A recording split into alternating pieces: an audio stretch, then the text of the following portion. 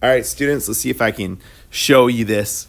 We're going to make a connection between the area model over here, right? The area model we've been learning about, and we're going to look at how that connects to the partial products method and how ultimately that leads us towards the standard algorithm, which just is a really cool, clever way of doing multiplication in a quick and clever way.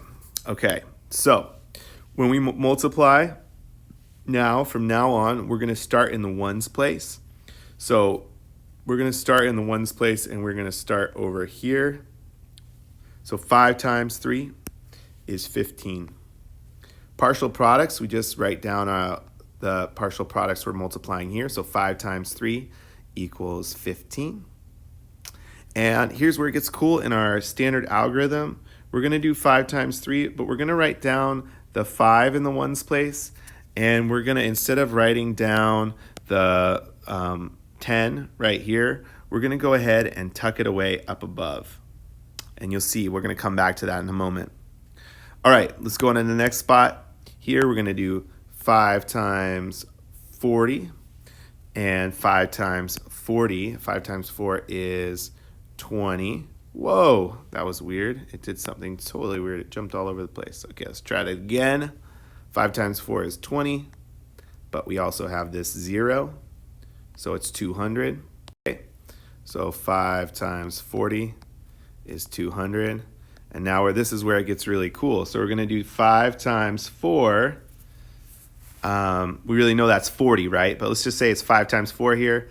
And we're going to add the 110 on. So if you look down here, if we did 5 times 4, that's 20, right? It's really 5 times 40, but 5 times 4 is 20, and we have this 10 from earlier, that 10 right there, right? So 5 times 4 is 20 plus 1 is 21, right? So it's as if, the cool thing about the standard algorithm, it's you're taking these 2 steps right here, right, which is normally 2 steps, and we're combining them into 1 step, right? So it's a lot quicker once you learn how to do it. All right, so we're done multiplying. We are done multiplying by the ones, right? We're done multiplying the ones. So we can go ahead and we can cross those out. We're done. And we've already used this. We've already used this 10. We don't need it anymore, so we can erase it or cross it out. And now we're going to go ahead and we're going to focus on the tens place, these 2 10s, right? And we're going to do the same thing where we're going to start over here in the one, multiplying our tens by our ones. So tens by ones, tens by ones. So we're going to do 2 times 3, which is 6. But it's really 20 times 3, right? So we need to put a 0 down. It's really 60. So we're going to do 2 times, or 20, I'm sorry, times 3, which is 60. It's really important, you guys, that you line things up accurately. So notice I have the 6 right here. The 6 is in the tens place. It's all lined up nicely.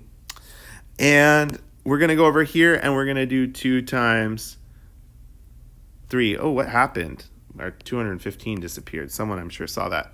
We're going to do 2 times 3, but actually this is 20 times 3. Anytime we move, when multiplication, we move into the tens place, we know that it's 10 times bigger. We know that there's going to be a 0 on the end. Anytime you move over one place value, you're going to add a 0. In this case, we're in the tens place. So we're going to go ahead even before we start, and we're going to put a 0 down. Okay?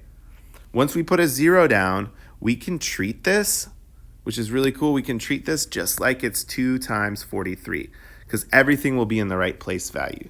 So check this out. We'll come up here for a second.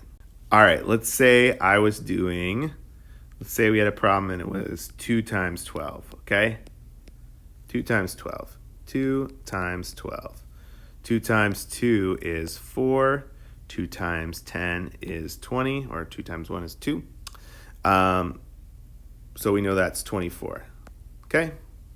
Now if we did 20 times 12, we know that's going to be 240. All we have to do is put a 0 at the end. It's 10 times bigger.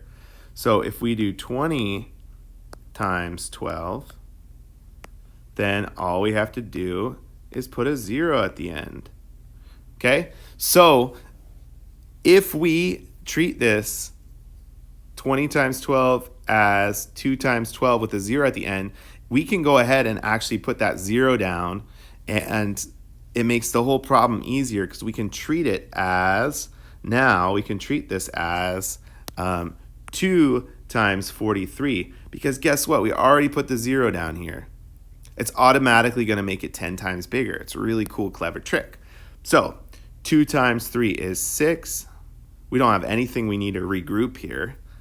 And then we're going to do 2 times, well, actually I'm getting ahead of myself. Let's go back here to our area model. We're going to do 20 times 40. 2 times 4 is 8. 100, there's 2 zeros, right? It's 800, so 20 times 40, 800. All right, and 2 times 4 is 8. That's 20 times 40. Look, it's already in the right place value. We know that's 800, and that 8, when we do 2 times 4, when we do 2 times 4 right here, that 8 is in the 800s. It's in the hundreds place, I mean. So it's 800. It's brilliant. It's amazing. So it's quick. Again, this section right here, right, is this. These two steps are right here. So standard algorithm's a really quick way of doing multiplication. So on the next video, you're going to have some problems.